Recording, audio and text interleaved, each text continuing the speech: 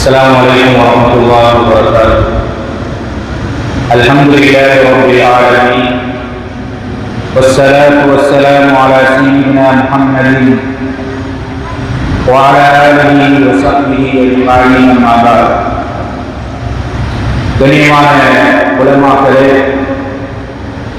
அன்பான இஸ்லாமிய சகோதர சகோதரிகளே, தாய்மார்களே, அல்லாஹ் சுப்ஹானஹு வ தஆலா முஸ்லிம் சமூகமாகிய உங்களுக்கு பல்வேறுபட்ட நியமத்துகளை அருட்கொடைகளை தந்திருக்கிறார். எங்களுடைய வாழ்நாள் அது மட்டுப்படுத்தப்பட்டது, வரையறுக்கப்பட்டது, குறிப்பிடப்பட்டது. எவ்வளவு காலம் இந்த உலகத்திலே வாழ்வோம் என்பது அது உறுதி செய்யப்பட்ட ஒன்று. இந்த உலக வாழ்க்கையில் அல்லாஹ் சுப்ஹானஹு வ தஆலா ஒரு தற்காலிகமானதாக, ஒரு நிரந்தரமற்றதாக ஆக்கி வைத்திருக்கிறார். இந்த வாழ்க்கையை, மறுமை வாழ்க்கையை வெற்றி பெறுவதற்கான ஒரு சந்தர்ப்பமாக இந்த உலக வாழ்க்கையை அல்லாஹ் தந்திருக்கிறார். இந்த வாழ்க்கையிலே எங்களுக்கு பல்வேறுபட்ட சந்தர்ப்பங்களை அல்லாஹ் சுப்ஹானஹு வ தஆலா தருகிறார். மனிதர்கள் நல்லவர்களாக, அல்லாஹ்வுக்கு பயந்தவர்களாக, சுவர்க்கவாதிகளாக மாறிவிட வேண்டும் என்பதற்காக அவன் பல சந்தர்ப்பங்களை அல்லாஹ் தருகிறார். குர்ஆனிலே அல்லாஹ் இந்த உலக வாழ்க்கையுடைய காலங்களை பற்றி சொல்லும் போது, இன்னைக்கு ஷுஹூரி இந்த அல்லாஹ்வின் அஷர ஷஹரா, நாங்கள் மாதங்களை 12ஆக கணக்கிட்டு வைத்திருக்கிறோம்.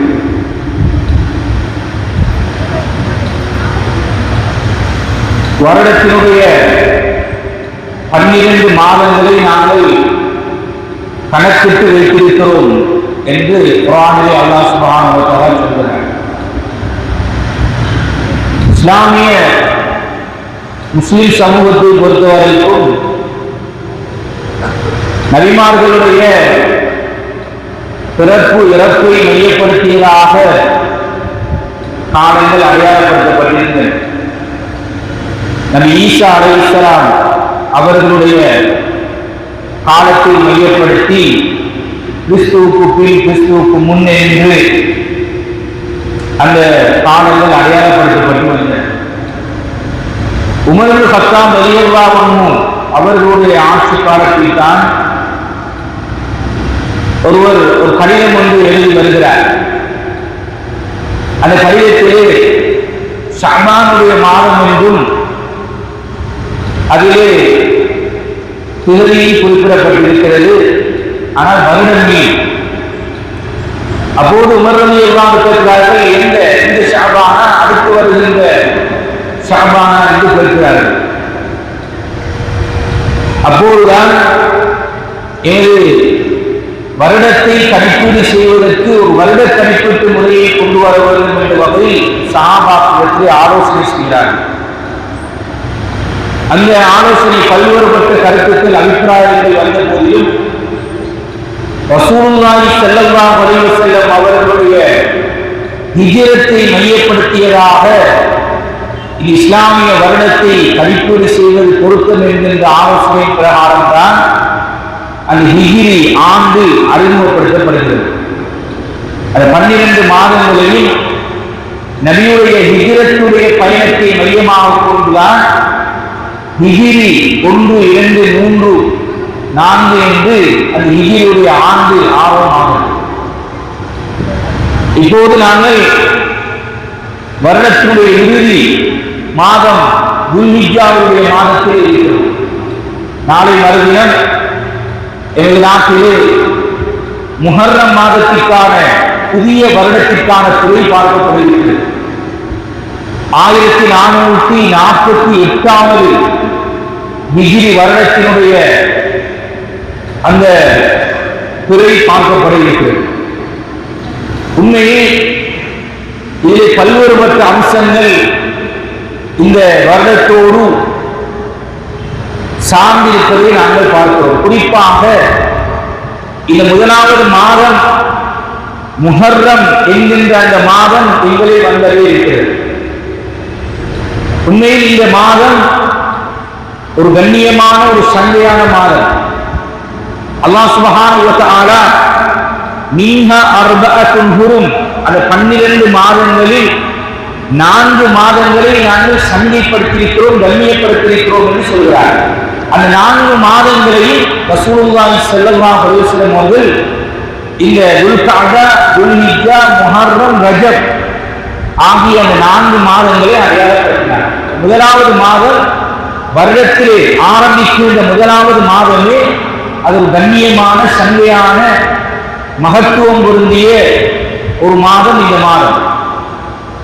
அதிலே அல்லாஹ் குர்ஆனிலே சொல்லும்போது ஃபலா தவ்லிமு ஃபீஹின் அன்ஃபுஸக்கும், இந்த கண்ணியமான மாதத்தில் நீங்கள் யாரும் அநியாயம் செய்து வேண்டாம் என்று அல்லாஹ் கட்டளையிடுகிறார். ரசூலுல்லாஹி ஸல்லல்லாஹு அலைஹி வஸல்லம் அவர்கள் இந்த மாதத்திற்கு ஷஹ்ருல்லாஹ், அல்லாஹ்வுடைய மாதம் என்று பெயர் வைத்தார்கள்.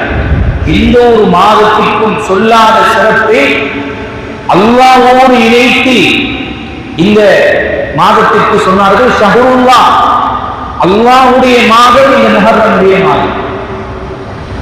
எனவே இந்த கண்ணியமான சந்தையான மாதம் எங்களில் வந்தறிவிக்கிறது. கண்ணியமானவர்களே, இந்த ஹிஜ்ரி கணிப்பீட்டு முறையை மையமாக கொண்ட இந்த வருட கணிப்பீட்டு முறை, ஹிஜ்ரத்தினுடைய பயணம் அது தனியாக பேசப்பட வேண்டிய ஒரு கலை. இன்றைய தினம் உங்களோடு தொடர்ச்சியாக நாங்கள் இந்த முஹர்ரம் மாத சிறப்புகள், அதில் இருக்கின்ற தாசுவா, ஆஷூரா என்கின்ற நோன்பு தொடர்பாகவும் நாங்கள் அவருடைய சிறப்புகளில் பேசியிருக்கிறோம்.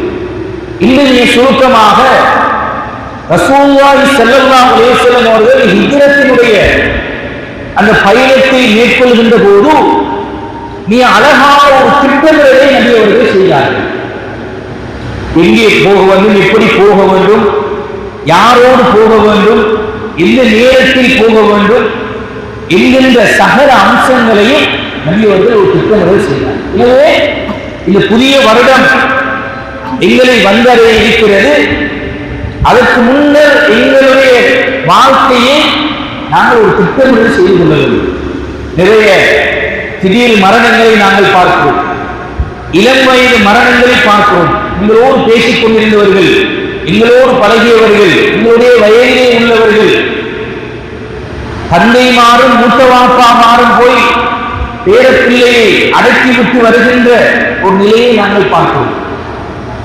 எனவே இந்த இப்படியான ஒரு திடீரென்கின்ற மரணங்கள் இதே நிலை எனக்கும் வர இருக்கிறது. நானும் குளிப்பாட்டப்பட இருக்கிறேன், கபன் செய்யப்பட இருக்கிறேன், நானும் தொழுவிக்கப்பட இருக்கிறேன், அடக்கம் செய்யப்பட இருக்கிறேன் என்கின்ற அந்த உணர்வோடு இந்த புதிய வருடத்தை நாங்கள் அடைய வேண்டும். அதற்கான ஒரு திட்டமிடலை நாங்கள் அமைத்துக் கொள்ள வேண்டும். இப்போது எங்களுடைய வாழ்க்கை ஏதோ தானோ என்று ஓடிக்கொண்டிருக்கிறது. காலையில் இருந்தால் ஒரு ரூட்டின், இப்படித்தான் என்கின்ற ஒரு முறையிலே என்ன நடந்தாலும் ஏது நடந்தாலும் எப்படியாவது போகட்டும் என்று என்னுடைய காலங்கள் நேரங்கள் போய்கொண்டிருக்கிறது. எங்களை பற்றி கவலைப்படுவதற்கு நேரம் இல்லை.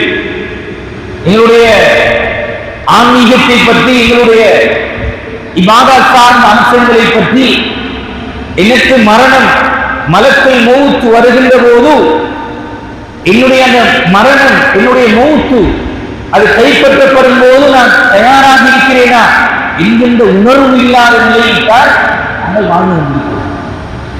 நிறைய கண்ணியமானவர்கள், இந்த ஹிஜ்ரி புதிய வருடம் வருகிறது. ஆன்மீக ரீதியாக எங்களை நாங்கள் பக்குவப்படுத்திக் கொள்ள வேண்டும், தயார்படுத்திக் கொள்ள வேண்டும், ஒரு சுய விசாரணை செய்து கொள்ள வேண்டும். என்னுடைய ஈமான் வெறுமனே ஒரு முஸ்லிம் பேர் காரணியாக நான் இருக்கிறேனா, எனக்கும் அல்லாஹ்வுக்கும் இடையிலான தொடர்பு எவ்வளவு பலமாக இருக்கிறது, எவ்வளவு சீராக இருக்கிறது. தொழுகையுடைய அல்லாஹ்வுடைய மிகப்பெரிய ஒரு கட்டளை தொழுகை. இந்த தொழுகையை நான் எப்படி பேறுதலாக இருக்கிறேன், பக்குவமாக இருக்கிறேன், அல்லது பொதுவோக்காக கவனீனமாக இருக்கிறேனா?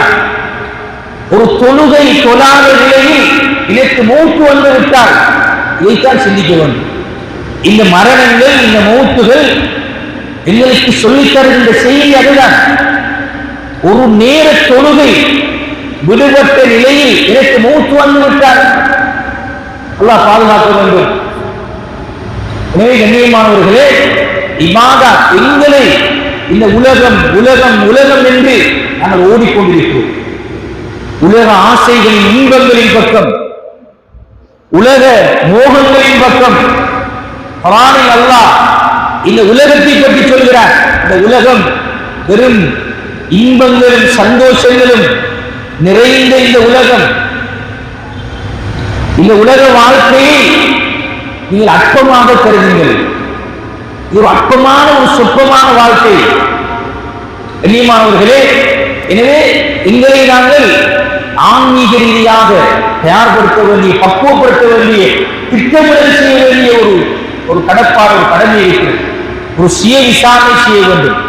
இபாதத் சார்ந்த அம்சங்களில் இவ்வளவு தூரம் நான் அல்லாஹ்வுடைய கட்டளைகளுக்கு நான் அடிபணிந்து நடக்கிறேன், அல்லது பொதுவோக்காக கவனீனமாக ஏதோ தானோ என்று நான் வாழ்ந்து கொண்டிருக்கிறேனா? கொஞ்சம் காலம் வரட்டும், திருந்துவோம், மாறுவோம், உங்களுடைய முடிகள் எல்லாம் பழுக்கட்டும், நரைக்கட்டும், சுகவீனம் கட்டிலுக்கு ஆகுவோம், அதுக்கு பிறகு திருந்துவோம் இந்த சிந்தனையோடு இருக்கிறோமா? அல்லது இந்த எங்களை படைத்த ரப்பு அல்லாஹ், அல்லாஹ்வுக்கு நான் அடிபணிந்த ஒரு அடியானாக, உண்மையான ஒரு அடியானாக நான் இருக்கிறேனா என்பதை இந்த புதிய வருடம் வருவதற்கு முன்னர் எங்களை நாங்கள் ஒரு சுய விசாரணை செய்து கொள்ள வேண்டும். எங்களை பக்குவப்படுத்திக் கொள்ள வேண்டும், மாற்றிக்கொள்ள வேண்டும், குறை நிறைகளை ஆராய வேண்டும். என்ன தவறுகள் பிழைகளின் இடத்தில் இருக்கிறது என்பதை நாங்கள் சிந்திக்க வேண்டும். குறிப்பாக இபாதத் சார்ந்த அம்சங்களில் என்னுடைய தொழுகை, என்னுடைய முன்பில் சுன்னத்தான தொழுகைகள், என்னுடைய அவுராதுகள், விக்ருகள், குர்ஆன் திலாவத் வெறும் ரமலானுக்குரியதாக ஆக்கிக் கொண்டேனா? குர்ஆனை ரமலானுக்கு மட்டுமானதாக ஆக்கிக் கொண்டோமா? சிந்திக்க வேண்டும் சகோதரர்களே, சிந்திக்க வேண்டும். எங்களுடைய வாழ்க்கை அல்லாஹ் குர்ஆனிலே சொல்கின்ற போது மனமாற்றம் தொடர்பாக பேசுகிறார். இஸ்லாமிய மார்க்கம், இந்த தீன் இந்த உலகத்திலே 200 கோடிக்கு மேற்பட்ட மக்கள் பின்பற்றுகின்ற ஒரு மார்க்கம், ஒரு தீன். அவ்வளவு மக்களும் இந்த இஸ்லாத்தை, இந்த தீனை பின்பற்றுவதற்கு இஸ்லாம் கொடுத்த மிக முக்கியமான அம்சம் மனமாற்றம். இது உள்ளங்களிலே மாற்றம் வர வேண்டும், மனதுகளிலே உறுதியான எண்ணம் வர வேண்டும். சுபஹு தொழ வேண்டும், ஆசை இருக்கிறது, விருப்பம் இருக்கிறது, ஆனால் எழும்ப முடியாமல் இருக்கிறது. ஆசை தொழணும், சுபஹு பெருங்கணும், ஜமாத்தோடு தொழணும், முன்சப்புல நின்று தொழணும், ஆசை இருக்கிறது. கண்ணியமானவர்கள், இதனால்தான் அந்த பஞ்சமா பாதகங்களில் ஈடுபட்டுக் கொண்டிருந்த அந்த சமூகத்துக்கு மத்தியில் ரசூலுல்லாஹி ஸல்லல்லாஹு அலைஹி வஸல்லம் அவர்கள் செய்த உழைப்பு மனமாற்றம். உளறியாக குர்ஆனுடைய வசனங்களை புரட்டி பார்த்தால், அந்த தஃசீரை படித்தோம். சூரத்துல் இன்ஷிகாக், சூரத்துல் இன்ஃபிகார், சூரத்துல் தக்வீர், சூரத்துல் அபஸ, இந்த சூறாக்கள் எல்லாம் அப்படியே மனங்களை, உள்ளங்களை இந்த உலக ஆசையிலே இருந்து, இந்த உலகத்துடைய மோகத்திலே இருந்து அப்படியே மறுமையின் பக்கம் திருப்பி கொண்டு போனது. மனிதா, இது அற்பமான ஒரு சொற்பமான வாழ்க்கை. நீ கண்மூடி திறப்பதற்குள் உன்னுடைய மூக்கு வந்து விடும். இது ஒரு அற்பமானது. பார்ப்பதற்கு ஆசைகளும் இன்பங்களும் சந்தோஷங்களும் நிறைந்தது போன்று இருக்கிறது. ஆனால் இது அற்பமான வாழ்க்கை. உலகத்திலே ஓடிக்கொண்டிருக்கிறாய், இந்த உலகத்துக்கு பின்னால் நீ ஓடிக்கொண்டிருக்கிறாய். ஆனால் உண்மை பற்றி பார், உன்னுடைய மறுமைக்கிரியை சம்பாதித்திருக்கிறாய். மௌத்தானது என்று ரசூல் ஸல்லல்லாஹு அலைஹி வஸல்லம் சொன்னார்களே, முதலாவது கேள்வி, முதலாவது நாங்கள் எதிர்பார்க்கப்பட்டு கேட்கப்படுகின்ற கேள்வி என்னுடைய தொழுகை பற்றிதான். என்னுடைய தொழுகை பற்றிதான். நீமானவர்களே, எவ்வளவு உற்சாகத்தோடு, எவ்வளவு விருப்பத்தோடு, ஆசையோடு இந்த கடமையை நாங்கள் நிறைவேற்றுகிறோம், சிந்திக்க வேண்டும். எனவே அல்லாஹ்வுக்கும் எனக்கும் இடையிலான தொடர்பாடல் என்ன பலவீனம் இருக்கிறது? ஏன் நான் இப்படி இருக்கிறேன்? தூங்கிய நான் எழும்புவேனா என்பது உறுதி இல்லை. அதனாலதான் ரசூல் ஸல்லல்லாஹு அலைஹி வஸல்லம் அவர்கள் கற்றுத்தந்த துஆ தான் அல்ஹம்துலில்லாஹி அல்லதி அஹ்யானா பஅதமா அமாத்தனா. மௌத்தானதுக்கு பிறகு எங்களை எழுப்பாட்டினாலே அத்தகைய அல்லாஹ்வுக்கே புகழ் அனைத்து. அதான் அவருடைய கருத்து. எனவே கண்ணியமானவர்களே, இது ஒவ்வொன்றாக திட்டமிடல் செய்ய வேண்டும். என்னுடைய லைஃப், என்னுடைய வாழ்க்கை முறை எப்படி போய்கொண்டிருக்கிறது? ஏனோ தானோ என்று இருக்கிறதா? என்ன படைச்ச ரப்பு அல்லாஹ்வுக்கு உண்மையான அடியானாக நான் வாழ்கிறேனா? எனக்கு மௌத்து வந்துவிட்டால் அதற்கு நான் தயாராக இருக்கிறேனா என்கின்ற ஒரு திட்டமிடலை இந்த முஹர்ரம் வருவதற்கு முன்னர் நாங்கள் எங்களை ஒரு சுய விசாரணை, தனிமையில் இருந்து, ஒரு இருளிலே இருந்து எங்களை பற்றி நாங்கள் சிந்திக்க வேண்டும். ஸல்லல்லாஹு அலைஹி வஸல்லம் அவர்கள் மன்னரையிலே வைத்தது உடனேயே கேட்கப்படும் கேள்விகளை பற்றி சொன்னார்கள். அந்த கேள்விக்கு பதில் சொல்வதற்கு உங்களுடைய நாவு வர வேண்டும். எனவே கண்ணியமானவர்களே, இந்த புதிய வருடம் அதைத்தான் எங்களிடத்திலிருந்து எதிர்பார்க்கிறது. என்ன திட்டமிடலோடு இந்த புதிய வருடத்தை நாங்கள் அடைய இருக்கிறோம்? என்ன இலட்சியம் என்னிடத்தில் இருக்கிறது? இதை நாங்கள் செய்ய போகிறோம் என்கின்ற உறுதிமொழி எடுத்திருக்கிறோம். அதைத்தான் ஒவ்வொன்றாக என்னுடைய குடும்ப வாழ்க்கை, என்னுடைய கொடுக்கல் வாங்கல், என்னுடைய அஹ்லாக், என்னுடைய அறிவு, இப்படி ஒவ்வொன்றையும் எப்படி நாங்கள் திட்டமிடல் செய்ய வேண்டும் என்பதை நாங்கள் இன்ஷா அல்லாஹ் தொடர்ந்து பார்க்க இருக்கிறோம். எனவே முதலாவது நாங்கள் எங்களுடைய ஈமானியாத், இபாதத், எங்களுடைய வணக்க வழிபாடுகள் சார்ந்த அம்சங்களில் என்னுடைய காலை எப்படி இருக்கிறது, மாலை எப்படி இருக்கிறது, தூக்கம் எப்படி இருக்கிறது, என்னுடைய பகல் எப்படி இருக்கிறது, என்னுடைய தனிமை எப்படி இருக்கிறது என்பதை ஒவ்வொருவர்களும் சிந்தித்து நாங்கள் அந்த மாற்றத்துக்குரியவர்களாக நாங்கள் எங்களை மாற்றிக்கொள்வோமாக இருந்தால் இந்த புதிய வருடம் இடத்திலே நல்லதொரு எதிர்பார்ப்பை அடையக்கூடிய பாக்கியத்தை எங்களுக்கு கிடைக்கும். அல்லாஹ் சுப்ஹானஹு வ தஆலா இந்த புதிய வருடத்தை அடைந்து அதிலே வணக்க வழிபாடுகள் சீராக சிறப்பாக ஈடுபடக்கூடிய நசீபின் தௌஃபீக்கை எங்கள் அனைவருக்கும் தருவானாக. வ ஆகிரு தஅவானா அல்ஹம்துலில்லாஹி ரப்பில் ஆலமீன். அஸ்ஸலாமு அலைக்கும் வ ரஹ்மத்துல்லாஹி வ பரகாத்துஹு.